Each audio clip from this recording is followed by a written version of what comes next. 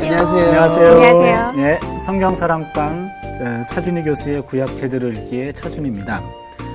우리가 지난번에 레위기 공부를 끝냈는데요. 네. 레위기에서 안식년하고 신년에 대한 공부로 레위기 공부 대단원의 막을 내렸습니다. 네. 그렇죠. 어떠셨나요? 어떤 것들이 좀 기억이 나나요? 저는 계속 저번 시간에 희년을 이렇게 우리나라에 이렇게 됐으면 좋겠다 계속 주장했고 기억하시죠? 제가 굉장히 안타까워하면서 50년 딱 그때 희망을 갖게끔 했으면 좋겠다. 아직도 그 생각 있고 기도합니다. 화이팅. 신년의 메시지가 이 땅에 실현될 수 있도록. 네. 아멘. 네. 네, 전 처음 들었거든요. 네. 희년이라고. 근데 너무 아주 중요하고 아주 귀한, 아주 소중한 것 같고, 그 정신을 제가 받아서, 어렵고 힘든 연예계 그런 사람들을 좀 제가 많이 도와야겠다. 그러니까 누군가에게 그러니까 신년의 메시지를 좀 전달하고 그걸 좀 도와줄 수 있는 사람이 되겠다. 네. 그런 비전을 품었습니다. 그러니까 신년의 어떤 실천자가 돼야 되겠다. 그리고 다혜자면. 네. 저는 저번 시간에 말씀드렸다시피 진짜 쉼에 대해서 진짜 많이 생각해봤던 것 같아요. 진짜 쉼. 그리고 쉬지 잘 못 쉬셨던 것 같아요. 아니요, 이제 너무 저의 쉼은 헛된 쉼이었던 것 같아요. 그냥 게으름과 그러니까 이렇게 희년의 쉼을 잘 구별해야겠다는 생각을 많이 했어요. 그리고 주위에 열심히 일하시는 분들 위해서 진짜 같이 쉬셨으면 좋겠다고 이렇게 같이 얘기해주고 싶어요. 그러니까 브레이크 없는 자동차 같이 막 너무 일만 하시는 분들 계시잖아요. 너무 많죠, 우리나라에. 진짜 쉬셨으면 좋겠어요. 진짜. 오늘 또 그런 얘기도 나올 것 같아요. 오늘 공부에. 그래요? 예언자. 이제 오늘 공부는 이제 민수기 공부를 하도록 하겠습니다. 그럼 우리 시작해 볼까요? 네.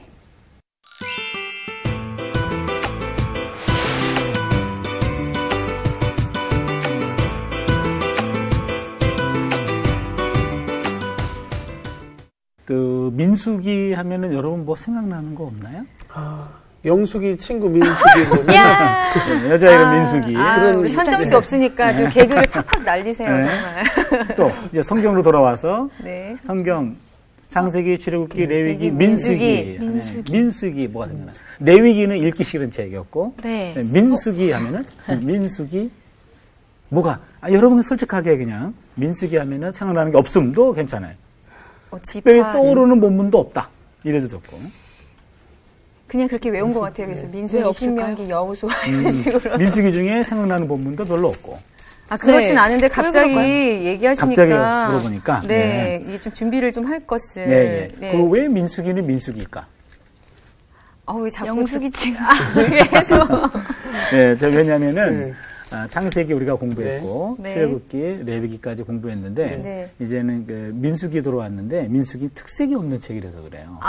그래서 진짜 우리가 힘들어요. 뭔가 이렇게 뚝 떠오르는 게 없는 거예요. 지금 창세기 뭐 창조하고 출애굽기 하면 홍해 갈르고 레위기는 재미없는 책 이런 거라도 남아 있는데 민수기는 대체 존재감이 별로 없는 그렇잖아요. 그렇죠? 그래서 민수기라는 말은요. 민수기는 이렇게 써요. 백성 민자에다가 그 다음에 숫자. 백성을 어떻게?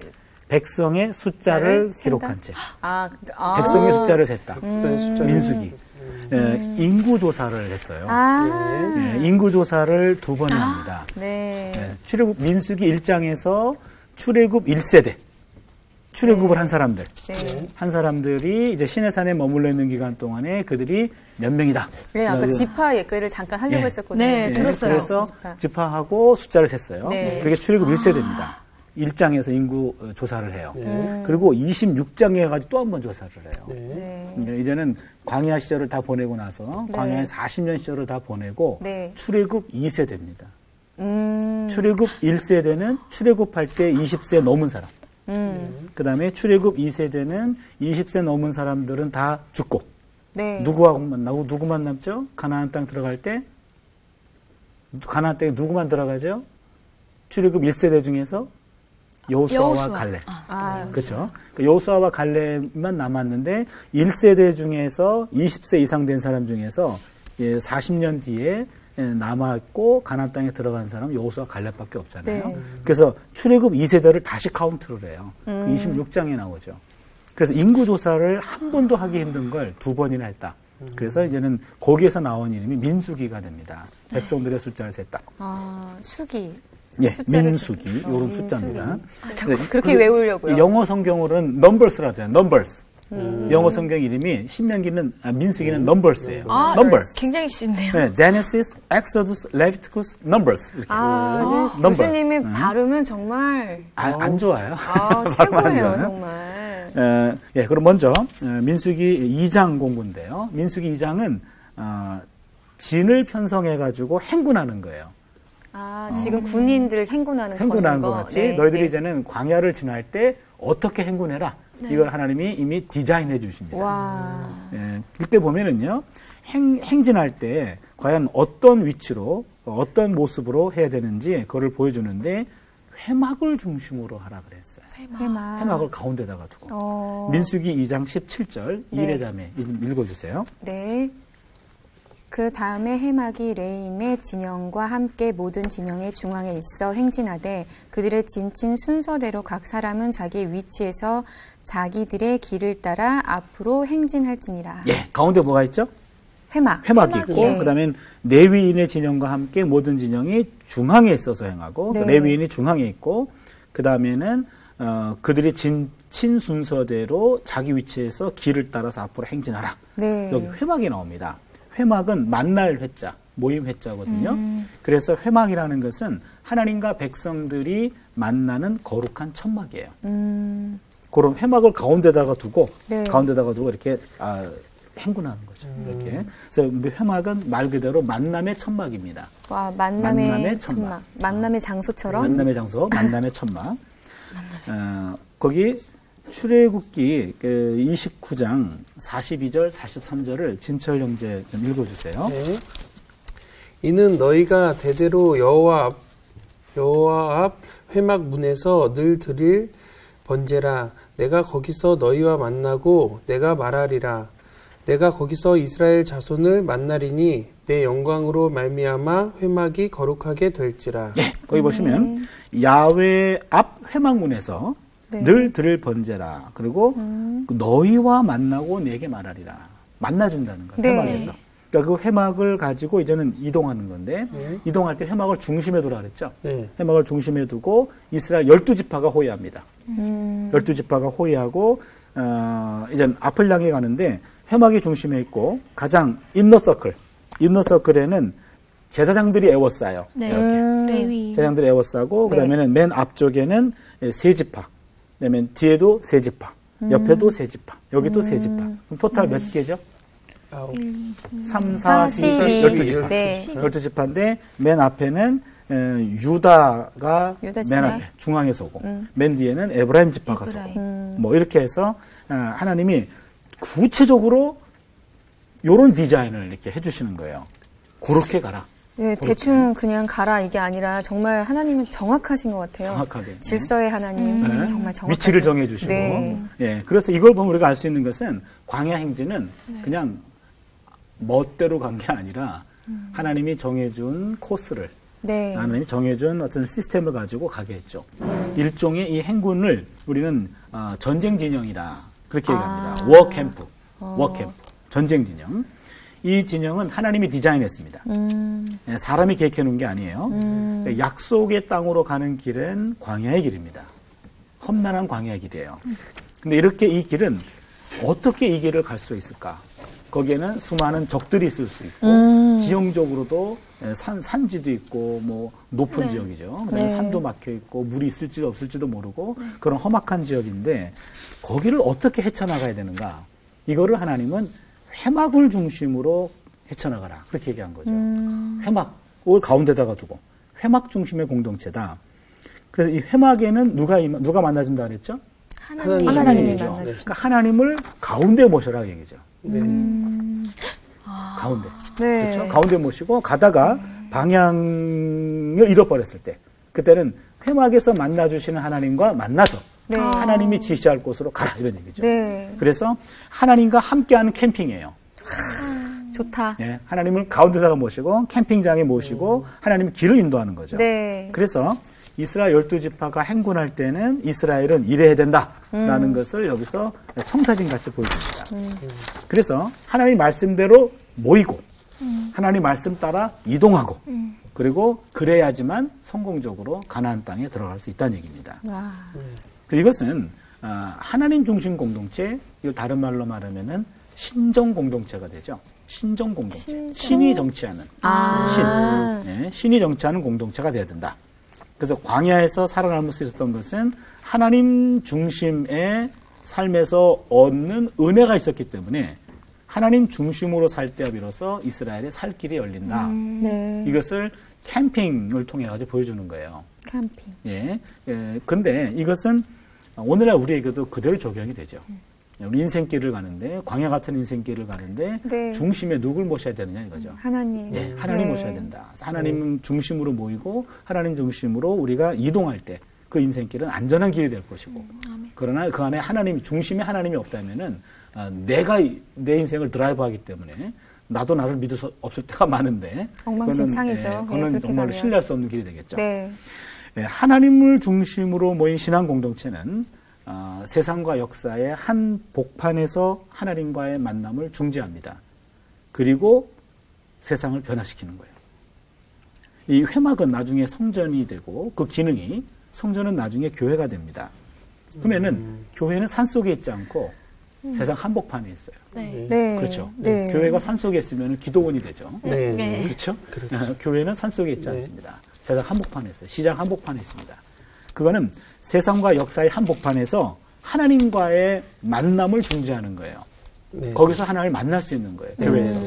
동시에 세상 가운데 있는 것은 세상 가운데 계시는 하나님을 보여주고 그 다음에 그 중심에서 주변 사회를 변화시키는 일을 하는 것. 이게 바로 교회가 하는 일이죠. 네. 동시에 우리가 하는 일입니다. 네. 두 번째 본문은 이제 6장인데요. 6장에서는 가장 중요한, 가장 유명한 본문이 6장 22절, 27절이에요. 민수기 전체에서 가장 많이 알려진 본문이에요. 예, 이것을 하나님의 축복 혹은 축도라고 얘기하는데 아론이라는 제사장에게 준 축복권이에요. 아론. 네, 아론에게. 그래서 축복의 메시지를 전하라. 이러면서 이스라엘을 이렇게 축복하라. 이렇게 얘기합니다. 다혜 자매가 한번 축복해 주세요. 네. 민수기 6장 24절, 26절. 네. 여호와는 내게 복을 주시고 너를 지키시기를 원하며 여호와는 그의 얼굴을 내게 비추사 은혜 베푸시기를 원하며 여호와는 그 얼굴을 내게로 향하여 드사 평강 주시기를 원하노라 할지니라. 아멘. 아멘. 여러분 이거 들어보셨어요? 네, 들어봤어요. 그러셨어요? 여호와의 얼굴을 비추사.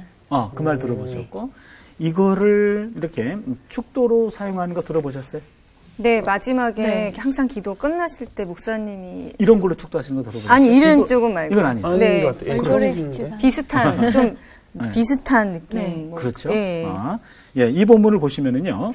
여기 24절과 25절, 26절이 나오는데 네. 이거를 히브리 원어로 보면은 네. 24절은 단어가 3개가 동원됐고 네. 25절은 5개가 동원됐고 네. 26절은 7개가 동원됐어요. 그럼 토탈하면 몇 개가 되죠? 15개요? 15개. 그렇죠. 네. 3, 5, 7. 15개네요. 네. 여기에 첫 단어가 다 여호와로 돼 있죠. 네. 아, 그렇죠. 예. 맞죠. 그러면 여호와가 몇 개가 쓰였죠? 3개. 세 개. 3개가. 그러면 네. 15에서 야훼를 빼면 몇 개가 남죠? 12개.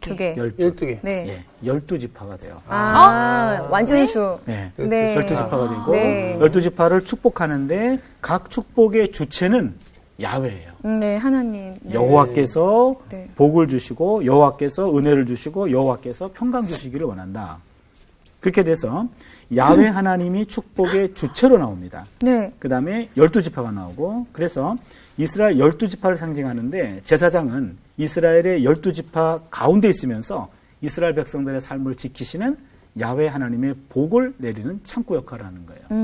그래서 제사장이 하나님의 복을 이렇게 선포하면서 복을 중지해 주는 거죠. 그런데 또 하나 재미있는 것은 3개, 5개, 7개예요. 숫자가 늘어나고 있어요. 네. 그렇죠? 점진적으로 많아지는 겁니다. 한 사람의 제사장으로부터 보다 넓은 공동체로 하나님의 축복이 확산돼 가는 걸 보여주죠. 축복의 확산입니다. 네, 축복의 확산. 그리고 제사장의 축복은 내가 지키시기를 원하며 하나님의 보호, 그 다음에 은혜 베푸시기를 원하며 은혜, 네. 그 다음에 평강 주시기를 원한다. 샬롬. 샬롬. 네. 복의 의미가 점층적으로 확대해요. 보호하고 은혜하고 샬롬. 네. 여러분, 보호해 주는 것, 은혜와 샬롬. 이건데 이 전체를 묶으면은 축복을 다 묶으면 샬롬이 돼요. 샬롬. 샬롬. 샬롬이란 말 들어보셨죠? 네. 네. 네. 샬롬. 샬롬, 이렇게 피스, 평화. 네. 네. 그렇죠? 샬롬이란 말인데 이거는 갈등이나 전쟁이 없는 상태가 아니에요. 샬롬은. 그거를 포함합니다. 포함하면서 모든 영역에서 완전하고 온전하고 충만한 상태. 모든 영역에서. 모든 영역. 물질의 영역, 네. 그렇죠? 건강, 그 다음에 관계, 이런 영역에 있어서 온전하고 충만한 상태. 이게 샬롬입니다. 네. 그러니까 샬롬이라는 것은 인간이 누릴 수 있는 가장 온전한 상태죠. 이러기 위해서는 당연히 전쟁은 없어야 되는 거고, 네. 전쟁만 없다고 해서 이게 샬롬의 상태가 이러는 건 아니고, 그걸 넘어서서 모든 영역에서 완전하고 온전하고 충만한 상태. 이게 바로 샬롬이 됩니다. 네. 그래서 오늘날 이 제사장의 축복은 교회에서 활용하는 축도의 원형이 돼요. 네. 축도의 원형. 네, 네. 그래서 축복 선언 속에서 야훼라는 이름이 모두 3번 나오는데 이것이 교회 축도의 삼위일체 형식 속에서 고스란히 보존됩니다. 우리가 네. 교회에서 축도할 때 네. 고린도후서 13장 13절의 내용을 가지고 목사님들이 축도를 대신해요. 네. 축도합니다. 네. 그 본문을 한번 우리 이래자매가 와, 그 이 영광을 야. 네, 눈 감고 제가 듣겠습니다. 목사님이 하시듯이 네. 제가 좀 주 예수 그리스도의 은혜와 하나님의 사랑과 성령의 교통하심이 너희 무리와 함께 있을지어다. 이걸 네. 들어본 거였어요. 이 축도를 들어봤어요. 그렇죠. 이거죠. 네. 오늘날 교회에서 많이 쓰는 축도죠. 맞아요. 네. 예. 이 축도가 지금 삼위일체로 나와 있어요. 네. 예수 그리스도의 은혜, 은혜. 하나님의 사랑, 네. 성령의 교통하심. 네. 예수, 하나님, 성령. 구약 순서로 보면 하나님 먼저 나와야 되는데 네. 신약 시대는 이제는 기독이라 해서 예수가 하나님을 대신하기 때문에 네. 예수 그리스도의 은혜와 하나님의 사랑과 성령의 교통하심. 이렇게 은혜와 사랑과 교통. 이게 가장 기본적인 축도문이죠. 요 축도문은 원래 엄격하게 말하면 네. 고린도후서 13장 13절은 바울이 고린도 교회에 보내는 편지의 네. 마지막 인사말이죠. 아, 네. 그렇죠. 네. 인사말이에요. 원래 축도는 네. 민수기 6장 22절, 여기 24절, 26절이에요. 아, 굉장히 길게. 제사장에게만 준 네. 거죠. 아론에게만. 네. 근데 신약에 와가지고는 이제는 이게 고린도후서 13, 13절에 나온 이 내용을 오늘날 목회자들이 축도할 때 신약의 것들을 차용하고 있는 건데 구약에 있는 축도로 하는 분들도 꽤 있습니다. 여기서 하나님의 백성들이 은총을 경험하면서 살아야 되는 백성이 되는데 복의 궁극적인 목적은 샬롬이에요. 샬롬. 네. 샬롬. 네. 하나님 안에서 경험하는 샬롬. 이것이 바로 제사장이 하나님 백성을 향해서 바라는 복의 내용입니다. 그래서 요한복음 14장 27절 진철 형제 좀 봐주세요. 네. 평안을 너희에게 끼치노니 곧 나의 평안을 너희에게 주노라. 내가 너희에게 주는 것은 세상이 주는 것과 같지 아니하니라. 너희는 마음에 근심하지도 말고 두려워하지도 말라. 아멘. 평안을 너희에게 주노라. 그 찬양 아시죠? 네. 이 평안이 샬롬입니다. 샬롬. 예, 헬라 말로는 에이레네라 그러는데 에이레네, 샬롬. 에이레네. 이 샬롬을 너희에게 끼치노니 곧 나의 샬롬을 너희에게 주노라. 내가 너희에게 주는 것은 세상이 주는 것과 같지 아니하니 마음에 근심하지도 말고 두려워 말라. 이게 진짜 좋습니다. 복인 것 같아요. 네. 우리가 많은 복을 구하잖아요. 네. 근데 이 마음의 평안 이게 가장 큰 복인 것 같아요. 그렇죠. 네. 이제 모세의 영적 침체에 대해서 다릅니다. 모세의 영적 침체. 민수기 11장에 나오는 내용인데요. 네. 민수기 11장에 보면은 모세가 탄식합니다. 이스라엘 백성들의 온 종족들이 각기 자기 장막에서 펑펑 울고 있어요.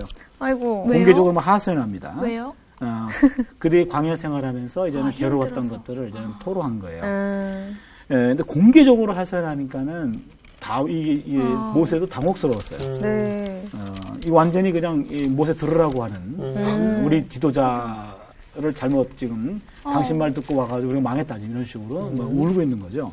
이 소리를 듣고 생각해 보세요, 여러분. 이 모든 자기들 집에서 엉엉 우는 거예요. 그 소리가 들려왔을 때 모세의 심정은 무너졌어요. 네. 사기도 잃었고, 그다음에 자기도 이제는 기가 꺾였고, 힘이 안 나죠. 하나님도 진노하셨어요. 그래서 모세가 이렇게 얘기합니다. 네. 민수기 11장 11절. 네. 다해자매. 네. 제가 읽겠습니다. 모세가 여호와께 여짜오되 어찌하여 주께서 종을 괴롭게 하시나이까? 어찌하여 내게 주의 목전에서 은혜를 입게 아니하시고 이 모든 백성을 내게 맡기사 내가 그 짐을 지게 하시나이까? 네. 왜 이 모든 백성을 왜 나한테다 맡겼습니까? 모세가 지금 모세도 힘들었어요. 이해가 돼요. 네. 모세도 지금 탈진한 상태고 모세는 안 그럴 줄 알았는데 와 모세 맞아도 화가 나 있어요. 네. 얼마나 힘들겠어요. 얼마나 힘들면 그랬겠습니까? 네. 과거에 출애굽기 33장에서 보면은요, 모세가 지금 아주 건강했을 때, 좀 강인했을 때, 그때는 자신과 백성들과의 개인적인 친밀한 관계를 강조했어요.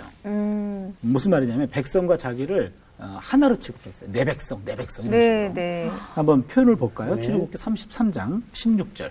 네. 이레자매. 네.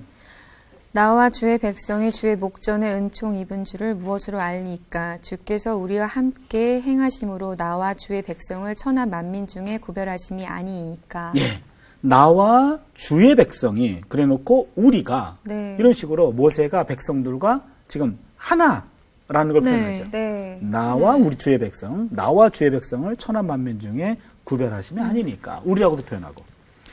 여기 보시면요. 근데 여기서는요. 지금 모세가 너무 힘드니까 하나님이 이 모든 백성을 내게 맡기사. 아까 그랬죠. 네. 이 백성과 네. 내 백성은 다르죠. 네. 그러면서 이제는 하나님께 불평을 토해내는데 민수기 11장 12절이에요. 진철 형제. 네. 이 모든 백성을 내가 배웠나이까? 내가 그들을 낳았나이까? 어찌 주께서 내게 양육하는 아버지가 젖먹는 아이를 품듯 그들을 품에 품고 주께서 그들의 열조에게 맹세하신 땅으로 가라 하시나이까? 예. 이 모든 백성 또 나왔죠. 네. 이 모든 백성을 내가 배웠나요? 내가 배웠나요? 내가 낳았나요? 내가 낳냐고. 왜 하나님이 나에게 양육하는 아버지가 젖먹는 아이를 품듯 그들을 품에 품고 주께서 그들의 열조에게 맹세하신 땅으로 가라 하시나이까? 내 자식입니까? 왜 나한테 다 책임을 물으십니까? 왜 나한테 모든 짐을 지게 하십니까? 아주 화가 많이 났습니다. 그러니까 모세는 더 이상 감당할 수가 없어가지고 이제는 그 백성들에 대해서 이제는 놓고 싶은 그런 심정이었어요. 근데 백성들의 요구에 모세가 더 폭발한 거는 고기를 또 달라고 그랬어요. 고기, 먹는 고기. 백성들이 만나에서 모자라서. 만나에서 질렀다 이거죠. 네. 그래서 고기 먹고 싶다는 얘기예요. 그렇지 않아도 지금 백성 인도하는 일로 지금 힘들어 있는데 엄청난 스트레스를 받고 있는데 거기다가 고기까지 달라고 엄청나게 많은 인원들에게 어떻게 이걸 다 고기를 먹일 수 있습니까? 네. 그렇게 지금 폭발한 거예요. 감당할 수도 없는데 더 요구하고 있으니까요. 그래서 이렇게 기도합니다. 민수기 11장 15절인데 다해자매. 주께서 내게 이같이 행하실진대 구하옵나니 내게 은혜를 베푸사 즉시 나를 죽여 내가 고난당함을 내가 보지 않게 하옵소서. 예. 죽여달라고 그래. 그렇죠. 아유, 이게 모세만 그런 게 아니라 저희도 때로 힘든 일 닥치면은 솔직히 가끔씩 죽고 싶다 이런 생각 하잖아요. 네. 네. 모세는 이제 하나님 앞에 차라리 나를 하나님이 내게 은혜를 남은 은혜가 있다면 그 은혜를 나를 거둬가는 데 사용해 주세요. 천국 가겠다 이거죠. 네, 죽여달라는 얘기죠. 더 이상 감당할 수도 없고 않으니까. 감당할 수가 없습니다. 네. 이 죽여달라는 기도는요. 지금까지 나온 적이 없는 내용이에요. 모세가 지금 완전히 극에 달한 겁니다. 탈진 상태에 있는 거죠. 영적 침체고 탈진이고 어찌 보면은 뭐 이렇게 우울증까지도 왔다고도 볼 수 있는 극한 상황이죠. 이 극한 상황인데 하나님이 모세를 어떻게 다루시나? 때려가지고 정신 차려 이렇게 하셨는지.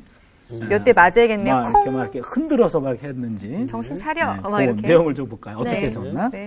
영적 침체에 빠진 당신의 종 모세의 절교를 하나님은 들으셨고 응답해 주시는데 왜냐하면 모세가 너무 힘든 거예요. 자기 혼자서 이 모두를 감당하기 힘드니까 짐을 덜어주시는 거예요. 감사합니다. 그러니까는 부리더들을 세우죠. 70명의 장로들을 세우는 겁니다. 70명의 장로들을 세워서 그 장로들을 통해서 너의 하는 일을 나눠주는 거예요. 이게 중요한데요. 지금 모세는요, 하나님이 그들에게 고기를 먹이시겠다 그렇게 얘기하니까는 하나님 정신이 있습니까 지금 그렇게 얘기하고 있어요. 한번 보죠. 민수기 11장 22절. 이레자매. 제가 봐야 되는 거죠? 민수기 11장 22절. 그들을 위하여 양떼와 소떼를 잡은들 조카오며 바다의 모든 고기를 모은들 조카오리까. 엄청 불만이 그게 그렇죠. 다르죠. 아니 어떻게 이들을 먹이시겠다고 하나님 말 같은 말을 좀 하세요. 이렇게 얘기하는 거죠. 숫자가 너무 많은데 이게 되겠냐 이거지. 그러니까 지금 모세의 눈에는 침체에 빠졌기 때문에 침체에 빠지게 되면 시야가 좁아요. 좁죠. 그렇죠. 하나님의 기적이 보일 리도 없고 모든 걸 하시는 분이신데 불가능한 것만 보이고 그다음에 합리적이지만은 신앙적인 말은 아니죠. 그렇죠. 그래서 영적 침체는 모세에게 그 탁월한 신앙의 눈도 멀게 했어요. 그래서 하나님이 아까 말씀드린 70인 장로를 세워줘서 이제는 일을 덜어줍니다. 일을 덜어주니까 이제는 몸이 회복이 되는 거예요. 그전에는 사소한 일이건 큰 일이건 다 모세의 판단을 받아야 되기 때문에 줄을 쫙 서 있는 거예요. 힘들어요. 그 안 좋은 이야기를 분쟁하기를 일일이 다 들어주고 그러면 사소한 것들은 그냥 조금 부리더가 있다면은 거기 가서 풀고 거기서 안 되면 나한테 오시면 이러면 되잖아요. 근데 그게 없었기 때문에 과중한 업무에 시달렸죠. 진작 좀 해주시지 왜. 그래서 과중한 사역이 영적 침체의 원인이 될 수 있습니다. 맞아요. 즐거워해야 할 사역이 괴로운 노역이 되거나 힘든 노역이 되거나 노예같이 일하는 노역이 될 수 있어요. 노예의 일이죠. 맞아요. 그때는 영적 침체의 먹이가 됩니다. 사역이 노역으로 느껴지는 순간 사역을 당분간 내려놓아서 쉼의 도움을 청하든지 아니면 사역의 양을 줄이든지. 그래서 우리가 하는 직업 그것도 여러분 하나님이 시키신 일이에요. 그건 사역입니다. 제가 교수로서 하는 연구, 교수로서 하는 교육, 교수로서 하는 어떤 모든 행위도 다 그게 사역이에요. 목사로서만 일이 아니라 우리가 갖고 있는 모든 일들은 그 사역도 즐겁게 해야 된다는 거죠. 사실 여기서 제가 사실은 이제 공연이나 연극이나 이런 배우로 계속 꾸준히 활동을 했잖아요. 근데 어느 순간 이게 일로 된 거예요. 되게 행복해서 이것만 해왔는데 그래서 사실 하나님이 그런 마음을 주시더라고요. 네가 이 일을 왜 하려고 하느냐. 하나님 영광 돌리기 위해서 합니다 했는데 결과적으로 제 만족을 위해서 해왔다는 생각이 들어서 그럼 내가 이걸 내려놓을 수 있을까 해서 잠시 내려놨던 적이 있어요. 그리고 쉬면서 다른 일들을 내가 할 수 있다. 다른 달란트도 분명히 주셨다는 거. 그러니까 꼭 이것만 고집하니까 되게 막 침체가 오고 이게 안 될 때는 이걸 붙잡고 있으니까 막 이 일이 안 될 때는 막 낭망에 빠지고 막 좀 약간 우울해지고 막 이랬었거든요. 사실은 굉장히 지금 이 본문을 보면서 위로가 굉장히 많이 되고 있어요. 사실은. 그래서 하나님의 시키신 일, 그 일은 우리가 하는 모든 일이 그 일인데 그 일을 너무 힘들게 느껴진다면 지금 내가 지금 뭔가 좀 문제가 있다. 문제가 있어. 좀 내려놓든지 나누든지 좀 쉬든지 이걸 통해서 다시 한번 이렇게 재충전이 되는 것이 필요하다. 그래서 하나님은 영적 침체에 빠진 차라리 날 죽여주십시오라고까지 갔던 그런 모세에게 짐을 덜어줌으로 그를 새로운 기쁨의 사역자로 삼으셨다. 라는 것을 우리가 여기서 한번 다시 배우게 되네요. 오늘 기도하고 오늘 공부를 마치도록 하죠. 벌써요? 시간이 엄청 빨리 진짜 저 지금 굉장히 깜짝 놀랐어요. 기도하죠. 하나님, 모세와 같은 신앙의 영웅도 그의 사역이 너무 과해서 그리고 감당할 수 없는 지경에 이르자 하나님 앞에 차라리 그 은혜가 있다면 내 생명을 거두어 주십시오 라고 말할 정도로 심한 극한 상황에 놓여 있을 때가 있었습니다. 우리의 삶도 때로는 이와 같은 고백을, 이와 같은 탄식을 하게 되는데 우리의 삶 속에 하나님이 맡겨주신 일들을 감당하다가 이러한 어려움과 이러한 상황에 놓였을 때 모세에게 짐을 덜어줌으로 그에게 새로운 힘을 공급했던 하나님을 바라보며 우리의 주변 사람들과 나누며 쉼을 얻으며 하나님이 주신 사역의 일들을 기쁨으로 건강하게 감당해 나가는 우리 모두가 되게 하여 주시옵소서. 하나님은 우리를 노역자로 삼지 아니하시고 즐거운 사역자로 삼으셨다는 말씀 마음속에 기리고 기쁨으로 하루하루의 삶을 살아나가는 우리 모두가 되게 하여 주시옵소서. 예수님의 이름으로 기도드립니다. 아멘. 아멘.